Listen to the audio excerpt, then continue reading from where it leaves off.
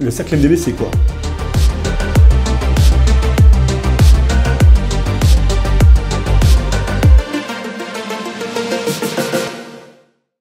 C'est une ambition commune de regrouper 100 marchands de biens dans toute la France. On n'est pas une franchise, on n'est pas un organisme de formation, c'est vraiment un regroupement de personnes qui ne sont pas au départ forcément marchands de biens. Okay, l'objectif, c'est d'avoir des entrepreneurs, c'est pas d'aller faire un achat-revente une fois dans l'année. Non, c'est vraiment de s'objectiver, de devenir entrepreneur.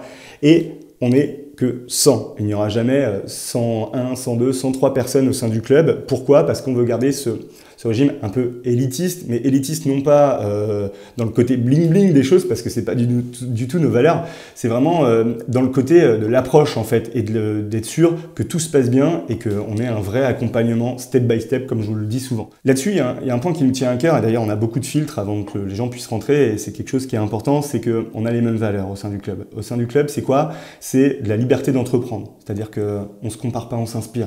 Il n'y a pas de sujet là-dessus, c'est-à-dire que c'est pas parce que tu arrives et que tu n'as jamais aujourd'hui fait d'opération de marchand de biens que c'est grave. On a des gens qui sont rentrés, qui avaient déjà fait plusieurs millions d'euros et qui sont à côté de gens qui sont en train de faire leur premier achat-revente pour une marge de 20 000 euros. Donc c'est vraiment le but, c'est vraiment d'avoir cette liberté, de s'inspirer, d'avancer step by step, avec bien sûr de l'entraide. C'est quelque chose qui nous tient vraiment à cœur, c'est-à-dire que on n'est pas tout seul dans son coin, parce que le métier de marchand, malheureusement, c'est un métier où on se retrouve très vite seul, voilà, parce que on est face à l'immobilier, personne ne comprend ce qu'on fait. Déjà dans l'entrepreneuriat, en plus dans l'immobilier, donc ça nous amène une vraie communauté, et une communauté avec une valeur, cette fois, qui est la primordiale, qui est la bienveillance. Alors la bienveillance, c'est pas être con, attention, c'est pas ce que je suis en train de dire, mais on est vraiment là pour s'épauler, pour discuter, etc. et se dire la vérité. C'est-à-dire qu'il n'y a pas de tabou, quand les gens ont fait les choses bien, ils ont fait les choses bien, et quand on n'a pas fait les choses bien, on l'assume et on change les choses. Okay, et ça, c'est vraiment important. Pourquoi? Parce que la dernière valeur, c'est l'association. Et en fait, on doit être en capacité de pouvoir s'associer avec quelqu'un dans le sud de la France, avec quelqu'un dans le nord de la France, en habitant à 500 km de l'autre, et en ayant tout simplement les mêmes valeurs et du coup les mêmes outils. Alors qu'est-ce que je veux dire par là? C'est que je suis parti du principe quand même que fallait redorer le blason des marchands de biens, qui est quand même un métier qui est très mal vu, que ce soit au niveau des banques, même au niveau des juges malheureusement, parce qu'on se fait souvent alpaguer comme quoi promoteur, marchand égale gagner de l'argent, on perd. Et du coup, j'ai voulu professionnaliser l'approche. Professionnaliser l'approche avec les mêmes outils et en y appliquant la rigueur des promoteurs. Qu'est-ce que je veux dire par là? C'est-à-dire qu'il y a une boîte outils qui est à disposition des membres. On a tous les outils d'opération décisionnelle. On va avoir des coachings de groupe, on va avoir des coachings individuels, on va avoir des comptoirs où les gens discutent entre eux. On va avoir toute une liste d'organismes qui permettent d'être financés. Une liste d'associés potentiels et chacun vient chercher ce qu'il veut, mais avec les mêmes codes, la même façon de fonctionner. Et du coup, on est référencé un peu by the circle qui permet d'avoir une crédibilité d'approche quand on arrive.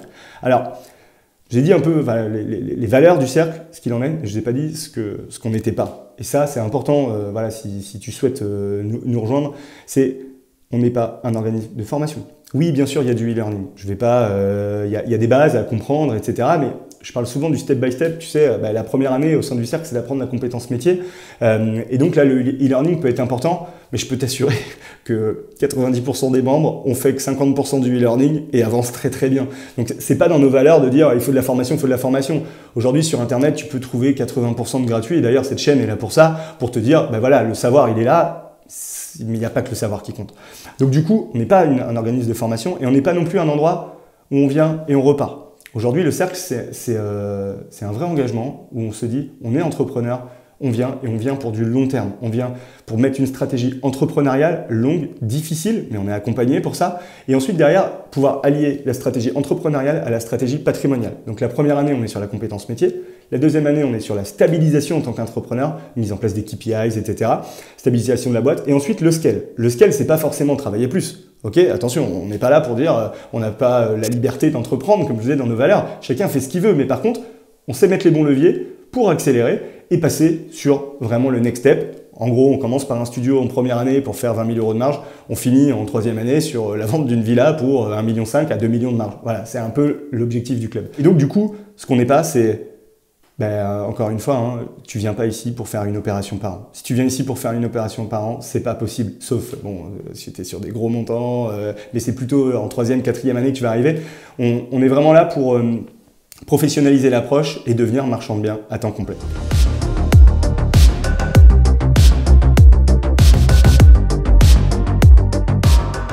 Alors oui, on a des membres dans toute la France, on a des membres même en Corse et on a des membres en Guadeloupe. Donc oui, on est vraiment partout et c'est une volonté hein, quand même de mailler le territoire. Après, on filtre à l'entrée, donc à un moment, on ne peut pas choisir que les gens habitent à tel endroit ou à tel endroit, mais oui, on maille tout le territoire. D'ailleurs, on a une carte de France que tu peux revoir, je crois, sur notre site internet.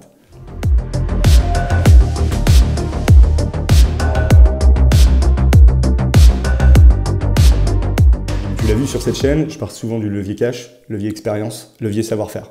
Mais en fait, c'est pour tout simplement choper les leviers. C'est-à-dire qu'aujourd'hui, quand on démarre en tant que marchand de biens, on a besoin de levier. Okay, donc pour démarrer, donc des moments on a juste besoin d'aide, etc. Mais des moments, la banque te bloque, le cash te bloque. L'entrepreneur, c'est ça en fait. Tu as des problématiques, tu dois régler. Et l'association est un vrai levier d'accélération. Alors, d'accélération au démarrage pour passer les étapes, casser les fameux plafonds de verre petit à petit. Hein. Moi, je le dis souvent, mais j'ai grandi avec l'association. C'est ce qui m'a permis d'aller vite au jour d'aujourd'hui. Mais c'est que la première étape en fait. Ça, c'est pour débloquer les barrières mentales et prendre les leviers. Ensuite, l'association, c'est aussi la diversification du risque. Enfin, mets-toi à la place de quelqu'un. Enfin, toi aujourd'hui, je ne sais pas exactement où tu en es, mais tu vas avoir gagné 200, 300, 400, 500 000 euros. Tu as 500 000 euros de trésorerie disponible et tu vas aller te mettre en risque pour tout perdre sur une opération. En fait, c'est une faute. C'est une faute. C'est-à-dire qu'en fait, plus tu avances en tant que marchand de biens, plus ton rôle, c'est de diversifier ton risque. Et en fait, plus tu avances, plus on décide de dire « Bon voilà, en ce moment j'ai des fonds propres, je préfère me diversifier, on va se mettre à 3 sur cette opération parce qu'elle est un peu grosse et on va noyer notre risque si demain l'opération se passe mal, si l'opération dure plus longtemps que prévu ou si elle finit en marge négative. » Alors, ça m'est jamais arrivé, mais on touche du bois, ça va peut-être un jour nous arriver.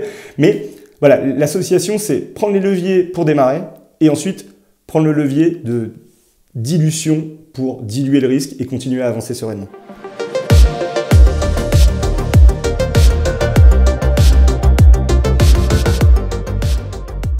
Alors non, justement, en fait, on est passé sur le digital à fond parce que il y a eu quand même tout cet aspect Covid qui est derrière nous, en tout cas j'espère. Non, on a 4 événements par an. On a 2 événements qui sont plutôt des événements de rassemblement. On n'est pas là pour bosser, on est là pour apprendre à se connaître, on donne les infos sur le cercle, sur l'ambition, sur les nouveaux outils qui vont être mis en place, mais après on est vraiment en mode communauté, on échange, justement c'est là que se crée du lien, de l'association, etc. Et on a 2 événements en plus par an, donc ça fait un événement en gros par trimestre, ce qu'on appelle les Works Day. Là, c'est vraiment de la pure montée en compétences. C'est-à-dire qu'on bosse, on a des experts qui viennent autour de la table, que ce soit moi, que ce soit mes équipes, que ce soit les professionnels qui tournent autour de nous, notaires, avocats, comptables et autres spécialistes. Et on fait de la pure montée en compétences tous ensemble en petits groupes. On est au même endroit, mais on est en petits groupes. Et ça nous permet vraiment de garder cette veille et de garder cette niaque pour y aller parce que justement, je vous disais tout à l'heure, mais quand on est entrepreneur et marchand de biens, on est souvent tout seul dans notre coin. Et là voilà, ce rassemblement permet vraiment d'échanger sur nos problématiques et d'avancer. Il y a aussi la partie apéro IMO réservée pour les professionnels de l'immobilier. Encore une fois, on n'est pas là pour aller encore discuter avec tous les investisseurs qui veulent faire leur première opération de marchand. C'est peut-être ton cas, je te comprends, etc. Mais notre but, c'est d'avancer. Il faut savoir aussi trier et mettre les priorités. Donc, ces événements qui se font dans les grandes villes, Lyon, Bordeaux, Paris, Reims, Lille, enfin voilà, on développe en fait, suivant nos membres, suivant l'envie de nos membres, on développe ces apéros IMO. Et c'est réservé aux professionnels, ça nous permet de très vite gagner en crédibilité et de se créer un réseau important sur place et de montrer que on est des vrais faiseurs, quoi. Encore une fois, tu n'es pas tout seul dans ton coin. Alors si tu es OK avec ça, si tu as envie d'avoir des infos complémentaires, déjà je t'invite à t'abonner à cette chaîne. Il y a un contact mail en commentaire et si tu veux discuter avec moi et échanger plus longuement, écoute, tu viens me voir sur Instagram, Seb Marcus.